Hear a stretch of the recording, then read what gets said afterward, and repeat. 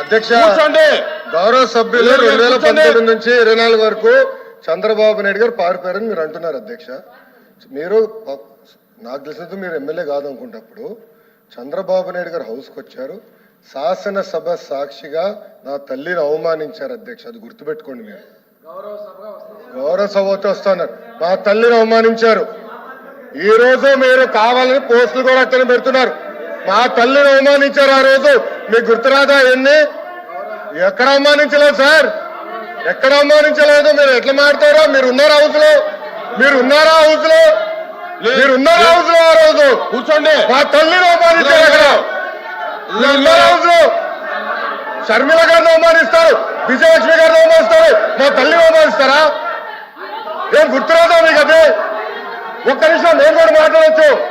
గుర్తుపెట్టుకోండి. ఒక్క నిమిషం నేను కూడా మాట్లాడండి. ఏనాడు మేము మాట్లాడలేదు. కూర్చోండి. ఏనాడు జగన్మోహన్ రెడ్డి గారి కుటుంబం గురించి మేము ఏనాడు మాట్లాడాల? నేను ఏనాడు మాట్లాడాల? మా సభ్యులు ఏనాడు మాట్లాడాల? కూర్చోండి. శాసనసభ సాక్షిగా మా తల్లిని అవమానిస్తే కూర్చోమంటారా? కూర్చోమంటారా?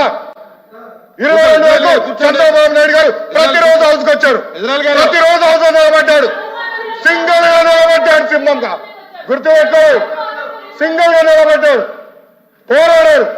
ఆ రోజు మా తల్లిని అవమానించారు కనుకనే బాధ తట్టుకోలేక సభ బైకాట్ చేసి బయటకు వెళ్ళారు. కానీ ఎమ్మెల్యేలు ఉన్నారు ఇక్కడ. నిమ్మల రామారెడ్డి గారు వెళ్ళారు, స్వామి గారు ఉన్నారు, ఇతర గొట్టుపాటి రవి గారు వెళ్ళారు. అది మాకున్న చిత్తశుద్ధి అండి. ఈ రోజు మీ ఎమ్మెల్యేలు ఎందుకు రావట్లేదని అడుగుతున్నా. 10 మంది జగన్మోహన్ రెడ్డి కాకుండా, జగన్మోహన్ రెడ్డి గారు కాకుండా 10 మంది ఉన్నారు, రాలేదు. మా తల్లిని అవమానిస్తే ఏంటి కూర్చోమంటారు? ఇంకా మాట్లాడతాం మేము?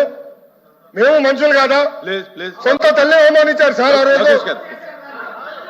మాడుకున్న కూర్చోమంటారు? అయితే తెలియకుండా ఏదంటే అది మాడితే ఎట్లా అధ్యక్ష? ఎందుకు ఆ రోజు బైకాట్ చేస్తారో మాకు తెలుసు. నేను అక్కడే కూర్చోండి. కూర్చోండి, కూర్చోండి ప్లీజ్ ప్లీజ్ ప్లీజ్. ఎల్ఓపి గారు, ఎల్ఓపి గారు, ఎల్ఓపి గారు. సార్ ఇప్పుడు సభ్యులు వచ్చి మాట్లాడారు. ఇప్పుడు సందర్భాన్ని తీసుకొచ్చారు. ఎవరు తల్లిని, ఎవరు చెల్లిని, ఎవరు కుటుంబ సభ్యుల్ని ఎవరు అవమానించినా సరే ఎవరు కూడా ఉపేక్షించేది లేదు, సహించేది లేదు. దాన్ని ఎవరు సమర్థించేది కూడా లేదు. దాన్ని ఎప్పుడు కూడా సమర్థించాం దాన్ని. అది అలాంటి సందర్భాలు వచ్చి మళ్ళీ మనం లేని సందర్భాలను ఇక్కడ తీసుకొచ్చి సభల్లో ఉండి ఏ సందర్భం మాట్లాడుకుని ఏం చేసిన రికార్డులో ఉండదు అధ్యక్ష. రికార్డులో లేని విషయాల్ని, అవసరం లేని విషయాల్ని ఇక్కడ తీసుకొచ్చి అనవసరంగా హోందాగా మనం ప్రవర్తించాలి అధ్యక్ష. ఒక తప్పు కానీ దాన్ని మీరు సమర్థించట్లేదు. ఎట్టి పరిస్థితుల్లో సమర్థించట్లేదు. ఎట్టి పరిస్థితుల్లో సమర్థించట్లేదు అన్నారు. ఎట్టి పరిస్థితుల్లో సమర్థించట్లేదు. సమర్థించట్లేదు అంటారు సార్. అధ్యక్ష అధ్యక్ష సమర్థించట్లేదు అంటారు. ఒక్క నిమిషం. ఇప్పుడు సమర్థించట్లేదు అంటారు. ఎవరైతే ఆ రోజు అవమానించారో టికెట్ ఇచ్చారు కదా అధ్యక్ష. మళ్ళీ సమర్థిస్తాం కాదా అది?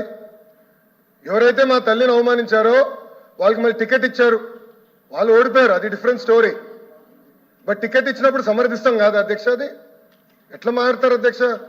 ఎల్ఓపి గారు దయచేసి ఆలోచించమని కోరుతున్నా. ఆ రోజు సమర్థించారు, టికెట్ ఇచ్చారు, ఓడిపోయారు ఆ వ్యక్తి. దానికనే ఏమంటారు అధ్యక్ష?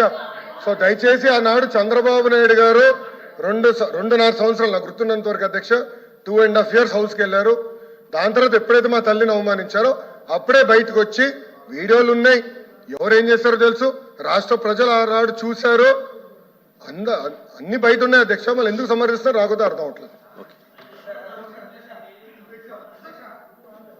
ఒకసారి అధ్యక్ష సార్, ఇప్పుడు బడ్జెట్ మీద చర్చ కొనసాగట్లేదు. ఆరోపణలు అధ్యక్ష. నేను అన్నదాన్ని వాళ్ళు మాట్లాడారు. మా నాయకుడు ఇప్పుడే మా లోకేష్ బాబు గారు చెప్పారు, సభలో గౌరవ సభలో అవమానించారు కాబట్టి ఈ సభని గౌరవ సభగా మార్చి ముఖ్యమంత్రిగా వస్తామని సభలో చెప్పి మేము బయటికి వెళ్ళాం అధ్యక్ష. సమాధానం ప్రజలకు చెప్పకుండా వెళ్ళలేదు అధ్యక్ష. రెండోది, బొత్స గారు ఎల్ఓపి గారు 2014-19 ఇదే హౌస్లోకి మాట ఇచ్చారు అధ్యక్ష. ఆ రోజు వాళ్ళ నాయకురాలు గురించి ఎవరైతే వాళ్ళ నాయకుడు ఉన్నాడో తండ్రిని అడ్డం పెట్టుకుని 1,00,000 కోట్లు దోపిడీ చేసిన మాట వారు మాట్లాడింది వాస్తవం. రికార్డ్స్. దయచేసి గతం గురించి వెళ్ళకండి. కన్నబాబు గారు ప్లీజ్ ఆ త్రిమూర్తులు గారు కూడా వదిలేండి. ఈ సభ్యులందరూ కూడా 14-19 సభలో విజయాన్ని మాట్లాడింది వాస్తవం కాదా? విజయమ్మ గారి మాట్లాడింది వాస్తవం కాదా? అదే విధంగా ఈ రోజు షర్మిల గారిని, సునీత గారిని, విజయలక్ష్మి గారిని మీరు సోషల్ మీడియాలో అవమానించే వాస్తవం కాదా? ఈ రోజున ఇదే సభలో రికార్డ్స్ ఉన్నాయి అధ్యక్ష. మేము ఎవరైతే మహిళలను కించపరిచారో ఆ సభ గురించి మాట్లాడాం, కానీ ఈ రోజు మీరు ఎందుకు సభకు రాలేదు? ప్లీజ్ ప్లీజ్ మీ నాయకుడు ఎందుకు సభకు రాలేదు అని అడుగుతున్నా. కూర్చోండి ప్లీజ్ కూర్చోండి కూర్చోండి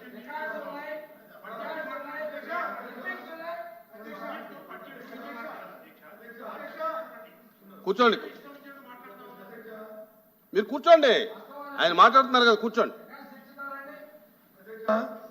సభని సాంప్రదాయంగా జరుపుకోవాలనేది మా తాలూకా భావన. మేము ప్రజల తరఫున సమస్యను ఇక్కడ ప్రతిబింబించి దానికి ప్రభుత్వం ద్వారా సమాధానం రాబట్టడం అనేది మా బాధ్యత. ఆ బాధ్యత గుర్తరిగి మేము చేస్తున్నాం. ఇందాక లోకేష్ గారు మంత్రి గారు మాట్లాడిన దానికి ఎట్టి పరిస్థితులకు సంబంధించిన సమస్య లేదు అని తీవ్రంగా చెప్తున్నాం. అయినప్పటికీ కూడా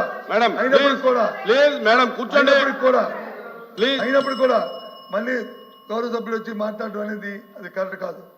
రికార్డు తీయండి, డిబేట్ పెట్టండి, మాకు అభ్యంతరం కాదు. అప్పుడు ఎవరి దగ్గర ఏ విషయాల్లో ఏమంత అంశాల్లో మాట్లాడుకుందాం. మీరు నోటీస్ ఇవ్వండి, మేము నోటీస్ ఇస్తాం, ఇవ్వండి, తప్పులేదు. కానీ లేని సమస్యని, అవసరం లేని సమస్యల్ని, మన గౌరవాన్ని మనం కాపాడుకుని మన గౌరవాలు తగ్గించుకునేటట్లు ఈ అవసరం మాత్రం ప్రవర్తించాలని కోరుతున్నాను. కూర్చోండి.